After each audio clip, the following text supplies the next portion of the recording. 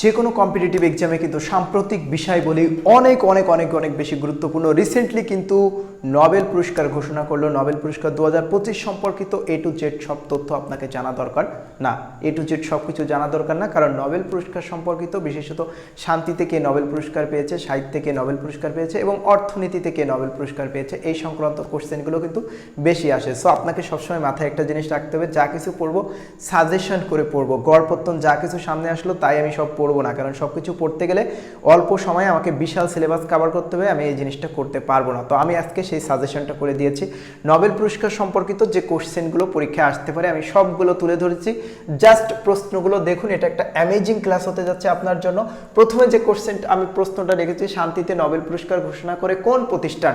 তো আমরা জানি নোবেল পুরস্কার দেয় সুইডেন থেকে, তো সবসময় সুইডেন সুইডেন দেখতে দেখতে দেখতে দেখতে এই ধরনের কোশ্চেন আসলেও কিন্তু সুইডেনটাই রাইট অ্যান্সার করে আসি, কিন্তু না, রাইট অ্যান্সারটা হলো নরওয়েজিয়ান নোবেল কমিটি।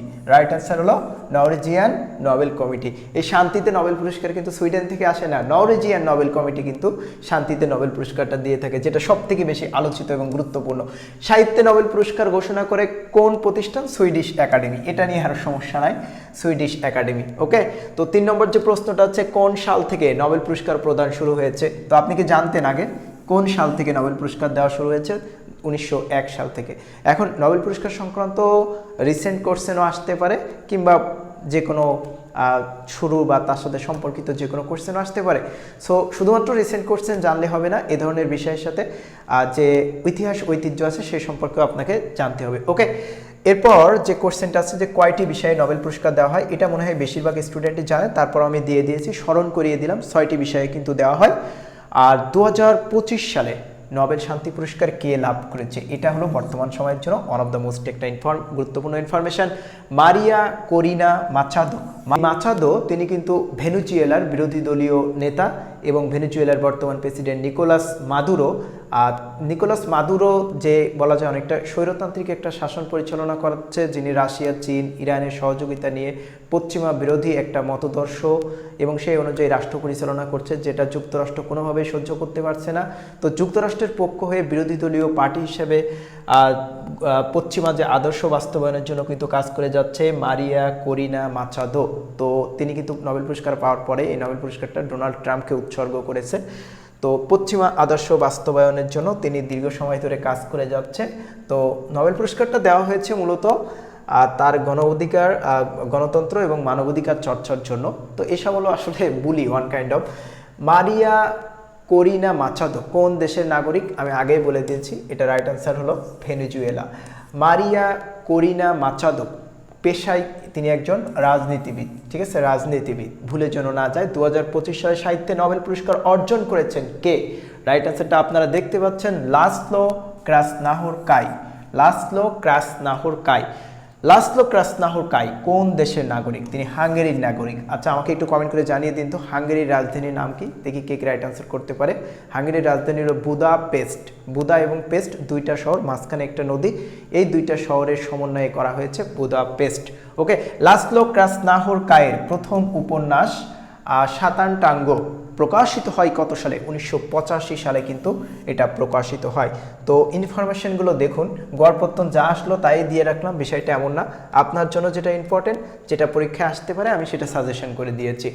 সমালোচক সুসান সোনট্যাগ লাসলো ক্রাসনাহরকাইকে কি নামে আখ্যায়িত করেছিলেন? রাইট অ্যান্সারটা একটু, আচ্ছা রাইট অ্যান্সার না, উত্তর অলরেডি এখানে দেওয়া আছে। অ্যাপোক্যালিপাসের মাস্টার। অ্যাপোক্যালিপাসের মাস্টার। অ্যাপোক্যালিপাসের মাস্টার। লাসলো ক্রাসনাহরকাইয়ের লেখায় কার প্রভাব বেশি লক্ষ্য করা যায়? কাফকা এবং টমাস বার্নহার্ড এই দুইজন ব্যক্তির লেখার কিন্তু প্রভাব বৈশিষ্ট্য করা যায়। 2025 সালে অর্থনীতিতে নোবেল পুরস্কার পেয়েছে কোন কোন ব্যক্তি? 3 জন ব্যক্তি অর্থনীতিতে নোবেল পুরস্কার পেয়েছে। এই 3 জন সম্পর্কে ইনফরমেশন জানা আপনার দরকার, কারণ এটা কিন্তু প্রশ্নটা আসতে পারে কিভাবে, যে এই 3টা কোশ্চেন দেখা যায় 4টা অপশান তৈরি করলো, যেখানে একটা মাত্র অপশানে এই 3 জন ব্যক্তির নাম থাকবে, আর 3টা অপশানে হয়তো 2 জন থাকতে পারে বা একজন ব্যক্তির নাম থাকতে পারে বা নাও থাকতে পারে, এভাবে কিন্তু কোশ্চেনটা আসতে পারে। তো এটা রাইট আনসার হলো জুয়েল মোকির, ফিলিপ আগিও এবং পিটার হাউইটস। তো এই তিনজন ব্যক্তির নাম যেন আপনি ভুলে না যান, বিশেষত এভাবে মনে রাখবেন, এই যে মকির, তারপরে ফিলিপ আগিও, এটা মনে রাখবেন, পিটার, এখানে বেসিক্যালি মনে রাখবেন যে হাউইট, এই নামটা মনে রাখবেন। যে তিনটা আমি রাউন্ড করে দিয়েছি, গোল করে দিয়েছি, এগুলো মনে রাখতে হবে। ওকে, এরপরে আরও নোবেল পুরস্কার সংক্রান্ত যে প্রশ্নগুলো আমি দিয়েছি, জাস্ট এই প্রশ্নগুলো একটু দেখার চেষ্টা করি। ক্রিয়েটিভ ডিস্ট্রাকশন তত্ত্বের জন্য অর্থনীতিতে নোবেল পুরস্কার পেয়েছেন কারা? তো এই যে ক্রিয়েটিভ ডিস্ট্রাকশন তত্ত্বের জন্য ফিলিপ আগিও এবং পিটার হাউইটস, এই দুইজন ব্যক্তি নোবেল পুরস্কার পেয়েছে। অর্থনীতিতে নোবেল পুরস্কার প্রথম চালু হয় কবে এবং কার উদ্যোগে? 1959 সালে সুইডেনের কেন্দ্রীয় ব্যাংকের উদ্যোগে। মজার ইনফরমেশন হলো, যখন প্রথম নোবেল পুরস্কার প্রবর্তন হয় তখন কিন্তু এই অর্থনীতিতে নোবেল পুরস্কারের বিধান ছিল না। নোবেল পুরস্কার তো চালু হয়েছে সেই 1901 সাল থেকে, তখন কিন্তু অর্থনীতিতে নোবেল পুরস্কার দেওয়া হতো না। অর্থনীতিতে নোবেল পুরস্কার দেওয়া শুরু হয় 1959 সাল থেকে। সবচেয়ে বেশি নোবেল শান্তি পুরস্কার পেয়েছে এখনো পর্যন্ত রেড ক্রস 3 বার। রেড ক্রস একটা প্রতিষ্ঠান বা ইনস্টিটিউশন হিসেবে এখন পর্যন্ত 3 বার কিন্তু নোবেল পুরস্কার পেয়েছে। এই কোশ্চেনটাও কিন্তু ফ্রিকোয়েন্টলি বিভিন্ন কম্পিটিটিভ এক্সামে চলে আসে।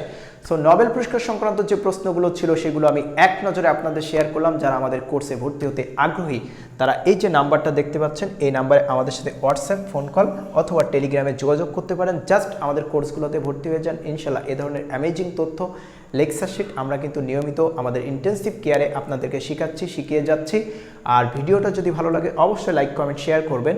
আর বিশেষত শেয়ার করতে কেউ ভুল করবেন না, শেয়ার করার মাধ্যমে অন্য একজন কিন্তু এই তথ্যগুলো জানার সুযোগ পেতে পারে। তো সবাই ভালো থাকবেন, সুস্থ থাকবেন, আজকের মতো বিদায় নিচ্ছি।